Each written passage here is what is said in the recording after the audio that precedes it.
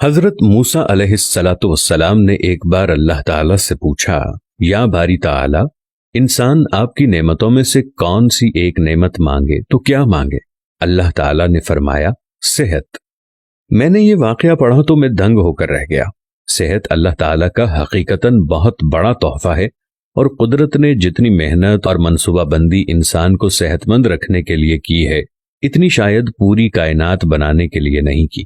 ہمارے جسم کے اندر ایسے ایسے نظام موجود ہیں کہ ہم جب ان پر غور کرتے ہیں تو عقل حیران رہ جاتی ہے۔ ہم میں سے ہر شخص 4,500 بیماریاں ساتھ لے کر پیدا ہوتا ہے۔ یہ بیماریاں ہر وقت سرگرم عمل رہتی ہیں، مگر ہماری قوت مدافعت، ہمارے جسم کے نظام ان ہلاکت آفرینیوں کو کنٹرول کرتے رہتے ہیں۔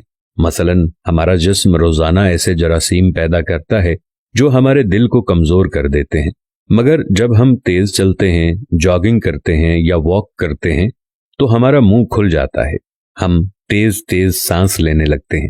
یہ تیز تیز سانسیں ان جراثیموں کو مار دیتی ہیں اور یوں ہمارا دل ان جراثیموں سے بچ جاتا ہے۔ دنیا کا پہلا بائی پاس مئی 1960 میں ہوا، مگر قدرت نے اس بائی پاس میں استعمال ہونے والی نالی لاکھوں کروڑوں سال قبل ہماری پنڈلی میں رکھ دی۔ یہ نالی نہ ہوتی تو شاید دل کا بائی پاس ممکن نہ ہوتا۔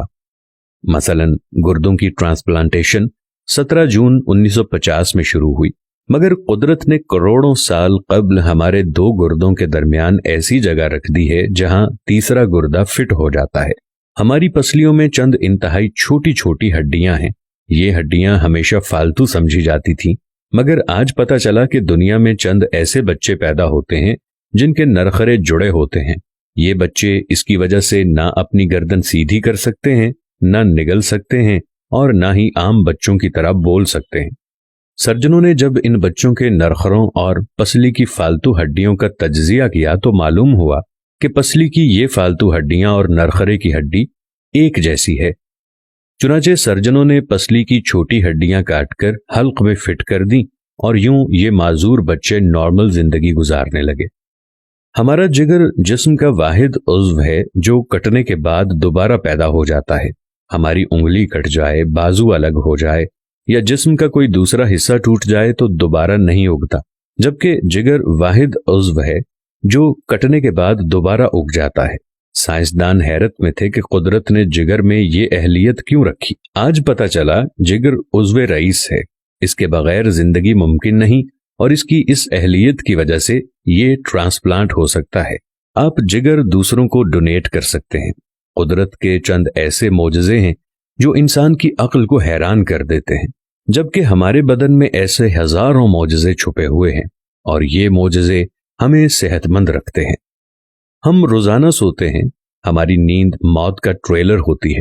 انسان کی اونگ، نیند، گہری نیند، بے ہوشی اور موت، پانچوں ایک ہی سلسلے کے مختلف مراحل ہیں۔ جب ہم گہری نیند میں جاتے ہیں تو ہم اور موت کے درمیان صرف ایک بے ہوشی کا مرحلہ رہ جاتا ہے۔ ہم روز صبح موت کی دہلیز سے واپس آتے ہیں، مگر ہمیں احساس تک نہیں ہوتا۔ صحت دنیا کی ان چند نعمتوں میں شمار ہوتی ہے، جب تک قائم رہتی ہے اس کی قدر نہیں ہوتی، مگر جو ہی یہ ہمارا ساتھ چھوڑتی ہے ہمیں فوراً احساس ہوتا ہے کہ یہ ہماری دیگر نعمتوں سے کہیں زیادہ قیمتی تھی۔ ہم اگر کسی دن میز پر بیٹھ جائیں اور سر کے بالوں سے لے کر پاؤں کی انگلیوں تک صحت کا تخمینہ لگائیں تو ہمیں معلوم ہوگا کہ ہم میں سے ہر شخص ارب پتی ہے۔ ہماری پلکوں میں چند مسلز ہوتے ہیں۔ یہ مسل ہماری پلکوں کو اٹھاتے ہیں اور گراتے ہیں۔ اگر یہ مسل جواب دے جائیں تو انسان پلکیں نہیں کھول سکتا۔ دنیا میں اس کا کوئی علاج نہیں ہے۔